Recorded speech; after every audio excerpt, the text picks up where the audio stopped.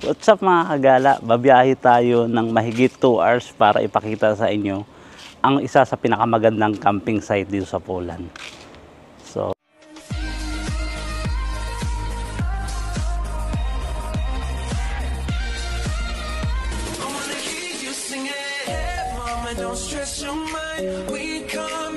tingnan nyo natin yung mga gamit natin mga kagala. Is na-impake ko na siya kagabi ng maaga pa. So, sa labas ito yung ating mga camping equipment. So, para tayo naglipat bahay mga kagala. So, kailangan siyempre hindi sapat yan yung yung yun lang. Kailangan meron tayo nito cutting board kung magluluto tayo, ilaw pag sa gabi, at ang ating lutuan butane. At meron din tayong air pump para sa ating airbed. So, tingnan natin mga kagala mamaya kung mas maganda ang setup natin kasi nung nakaraan medyo nahirapan tayo mag-setup. O sige, kita tayo mamaya sa highway. A few moments later. Hi guys, so babiyahe pa tayo ng mga 1 hour and 42 minutes. 118 kilometers pa yung ating ita-travel. Medyo nagugutom si mami. Dumaan muna kami dyan sa Dano. So isang grocery dito sa Poland na medyo mababa din ang presyo. So kita-kita tayo mamaya guys. So para makita nyo na yung pinakamagandang camping site dito sa Poland. So lahat ng mga taga Poland ini-invite ko rin na mag-camping din tayo katulad ng ginagawa ng mga vloggers sa Canada. So nagka-camping sila, sama-sama sila doon. So malay mo, pinapauso ko to rito para next time tayo naman magkita-kita rito, di ba? Yung mga taga Poland na vlogger. So see you guys. A few moments later. Hi guys.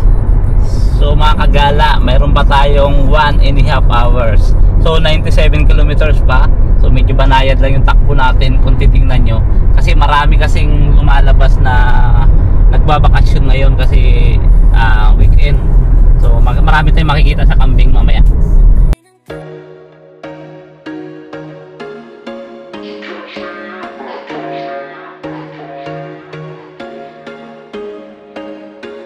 There was once a day that I would pray for you. I'd go and misbehave just so you'd notice too. Sneaking looks up and down from across the room. And damn, what a hell of a view. I feel good, you look great. I like you, I can't wait. A first time, a first day. 7 hours later. So papasok na tayo guys. So hanap po na tayo ng parking. So di pa natin alam kung saan yung spot natin. So paunahin natin yung na yan kasi di ba natin alam kung saan tayo.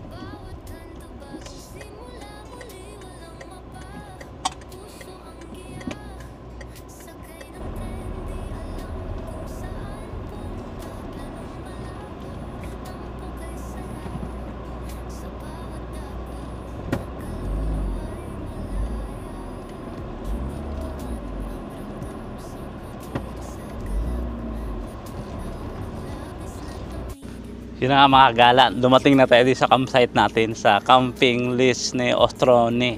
So hindi natin alam kung ano pang meron dyan. So salamat tayo sa Panginoon at biniyaan tayo ng magandang panahon.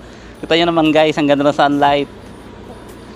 Kaya mga kagala, so sana ma-enjoy natin tong gabi natin dito kung papayagan tayo mag-extend kahit hanggang maghapon bukas. So, medyo gutom na rin ako sa breakfast natin ngayon, gagawin na nating lunch. Sige mamaya mga kagala, kita tayo ulit. A few moments later. So mga kagala, nakakuha na tayo ng ating spot kung saan tayo maglalagay ng tent. Kasi gutom na si madam. So sit up muna tayo.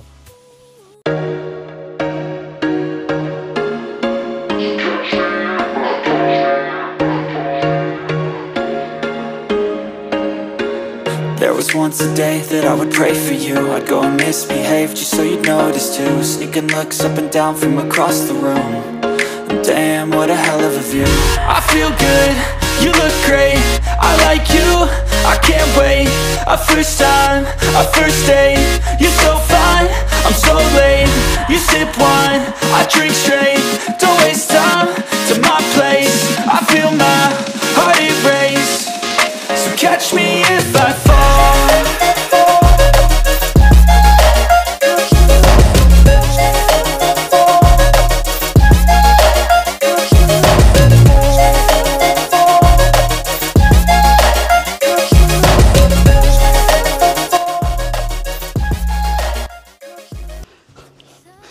Ayun na nga mga kagala, naitayo na natin ang ating tent, na-pump na rin natin yung yung ating airbed. Kung nakikita nyo, sobrang hirap siya i-pump.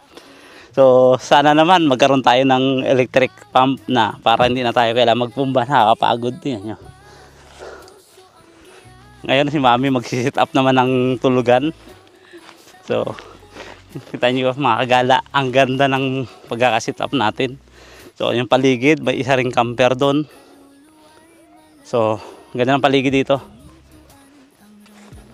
Sabi nga nila, kung gusto mong makaranas ng release ng stress, pero dapat ma-stress ka muna kapag tatayo ng tent.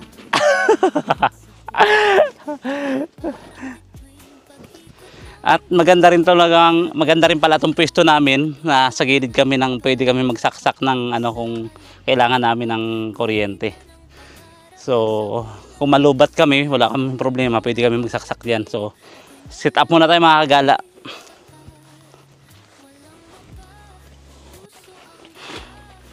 So, mga kagala, nakapag-sit up na nga pala si Mami ng higaan natin mamayang gabi. So, sakto lang pang 2 tao.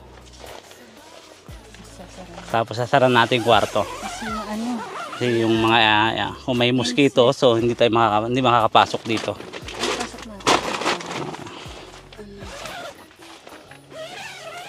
Yan. Ngayon naman mga kagala, sit up naman natin ang ating kalan or yung pwedeng maging misa. So panoorin nyo na lang.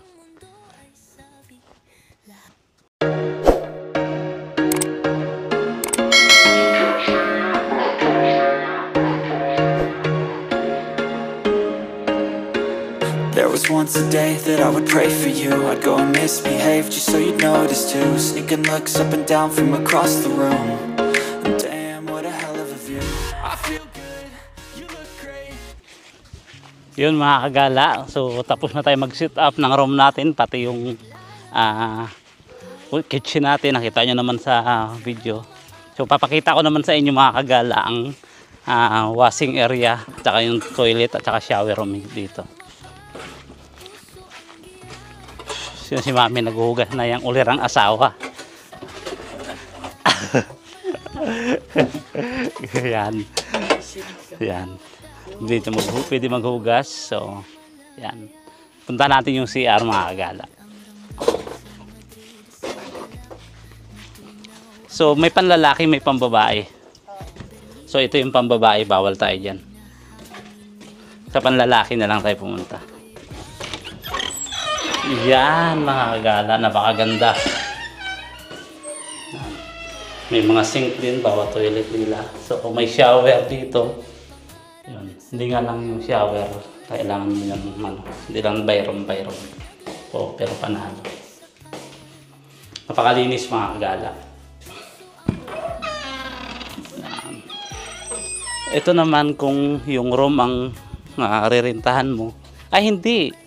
Parang tumatanggap sila ng mga function event dito.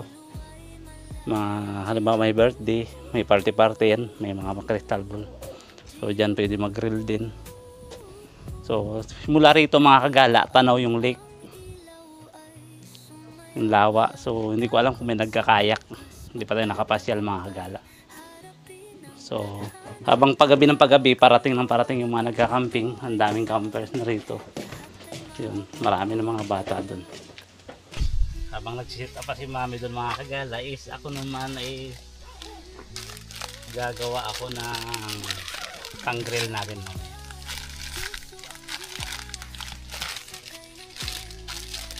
So, ang tigas man buksan, paano ba ito? Kailangan natin ng sasor.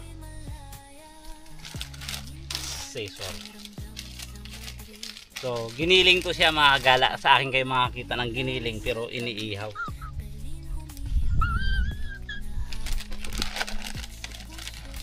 Sana yung ating cutting board. Ito yung paddle.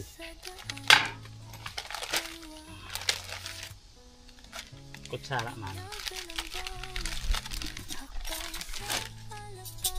Ito mang karaw kawing ko.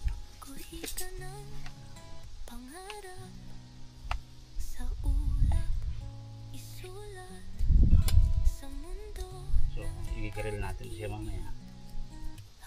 Kasama na yung tortilla. Hindi ka nakikita. Ang ginagawa.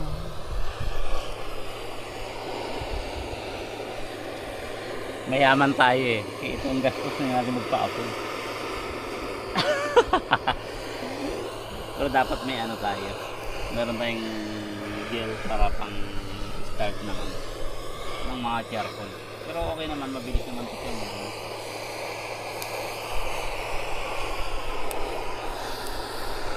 Magbaga.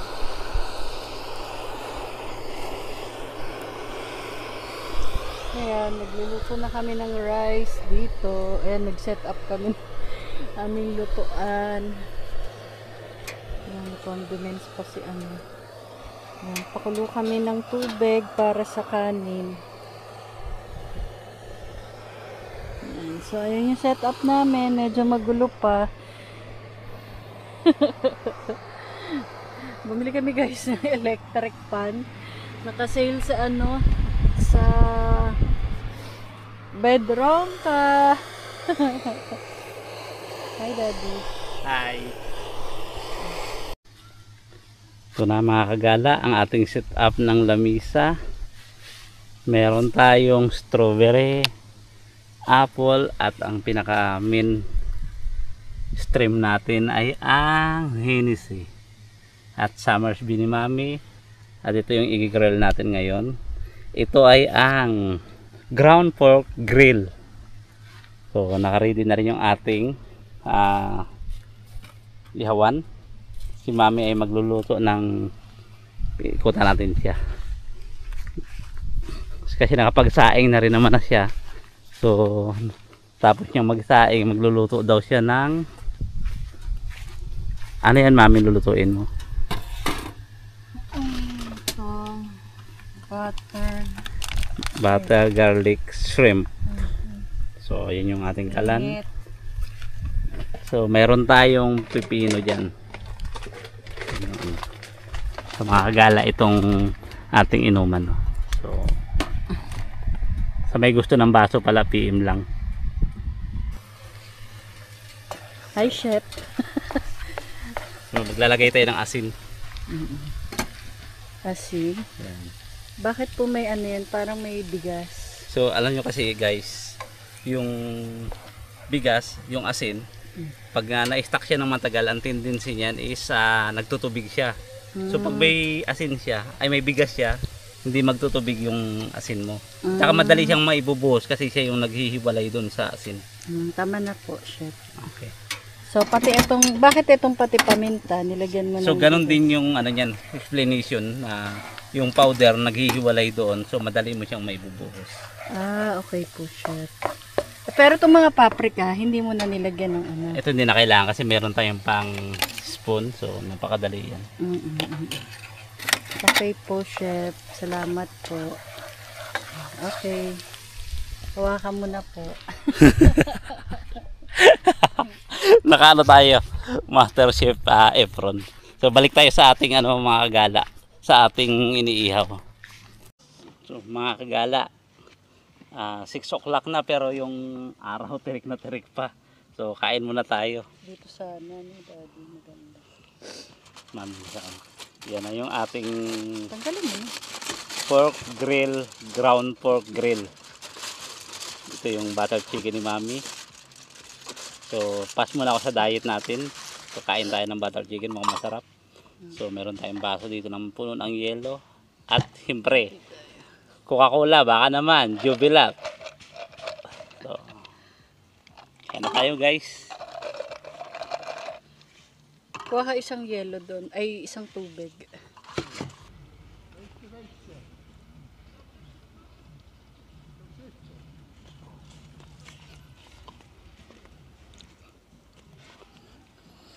So mga kagala, malapit nang lumugbog yung araw. Siguro mga 1 oras pa o 2.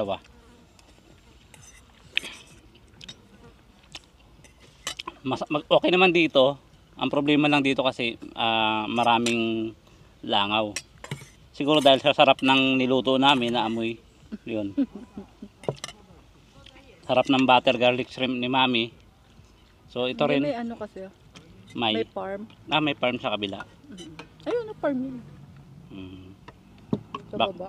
Baka yung farm ni Alex Go yan. Sarap. Sarap yung ground pork grill. Basta yun, kebab style.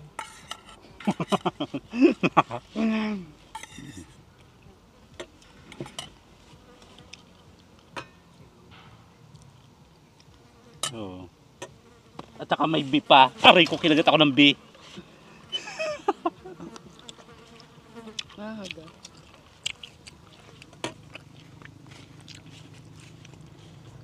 Nakagat yung bee, ang dami. So, meron na naman dumating. Sa kabila, meron dumating ulit. Dalawang camper, maganda yung pagkakasit up nila. Hindi pa nakikita pero maganda na, no? Videoan dad. May paikot ganun. Tapos yung sunset natin sa tapat-tapat talaga dito kaya maganda.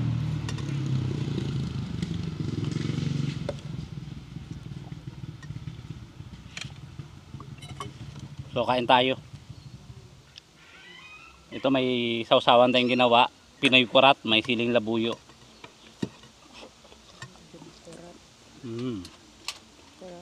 Sarap.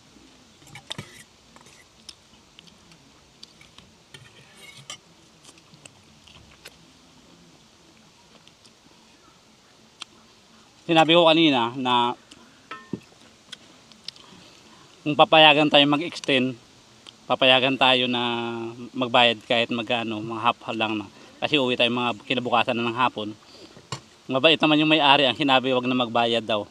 So bahala na ako nung oras kayo umuwi. Bait yung may-ari. Nag ano naman si Mami, magbabayad kami ng extension. No, walang bayad-bayad, kaibigan ko yun.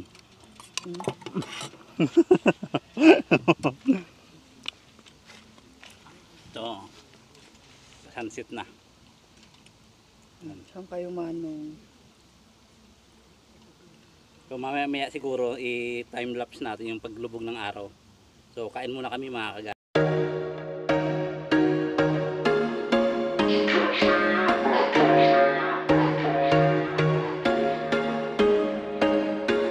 There was once a day that I would pray for you. I'd go and misbehave just so you'd notice too. Sneaking looks up and down from across the room. And damn, what a hell of a view. I feel good, you look great. I like you, I can't wait. A first time, a first date. You're so fine, I'm so late. You sip wine, I drink straight. Don't waste time to my place. I feel my heart erase. So catch me if I fall.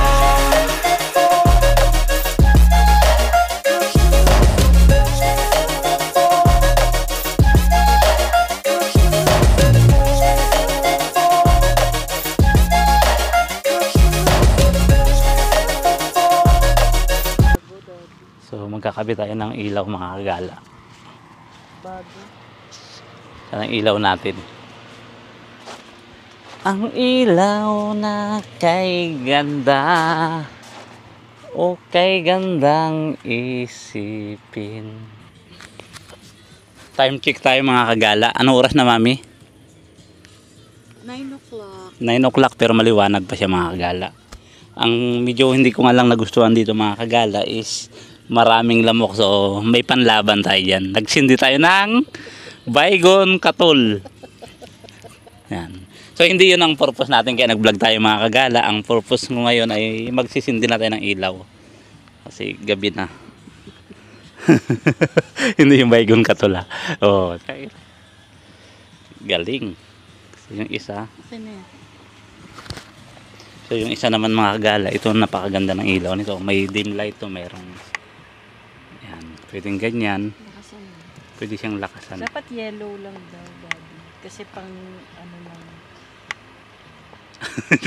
Para hindi magpunta dito. Yan. Oo. Yan, pwede siyang lakasan mga Para kagala. hindi magpunta dito. Yan. Na Ganda. So, Ayan na mga kagala. Ka dun, Dad. So titingnan natin sa malayo kung anong itsura ng ating tent na may ilaw mga kagala. So medyo kulang pa siya sa ilaw talaga. At saka hindi mo pa siya makikita kasi mga kagala maliwanag pa masyado. At kahit 9 o'clock na ng gabi rito sa Poland, maliwanag pa siya. So ayun mga kagala, si Madam nagre-relax. So magre-relax na rin tayo. Siyempre, hindi tayo patatalo sa relax natin. At kasama natin dyan ang Banayad, Konyak, Hiniki. Sana Konyak tayo siyempre, hindi tayo whiskey. Ay, ayun pa pala mga kagala, mayroon pa tayo isang ilaw dito. So, pwede natin yan siyang iset up sa may gilid para makita ng iba. Yung isa, dito natin kaya ilagay sa may mesa. Dito na. Saan? Dito sa atin. Sa akin na yung halaman mo. Halahalaman. Tanggalin na tong mga May kinakain siya. Hindi, baba na lang. Sige. Si Mami ayaw nang kainin yung cucumber na siya pa naman na may gustong bumili ng cucumber. Yung halahalaman mo, Mami. Ay kaso pupunta dito yung lamok. Yun nga eh, kaya nga nilalayo ko. Huwag na to. Dito sa malayo lang para may ilaw tayo. Yun nga. Ano yung halaman? Yung halaman mo. So may halaman dito si Madam. So siguro dito para partner. Yan. Dito siya yan. Ayos naman na. Ayan, maganda na siya tingnan, mas maliwanag na. So, enjoy na natin yung gabi natin dito mga kagala at bukas ng hapon uwi na tayo. So mga kagala, medyo dumidilim na at malamig sa labas. So, lumipat na kami sa loob. At saka marami ring mga gamo-gamong lumilipad. Kasi alas 11 na rin naman ng gabi. So, lipat na tayo.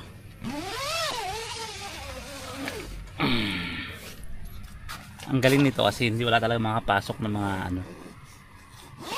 So, time check tayo mga kagala is 11:27 na ng gabi. So, tulog na tayo. So, kita-kita tayo ulit bukas. Bakan mo, Mami. Kapatay ko lang ilaw.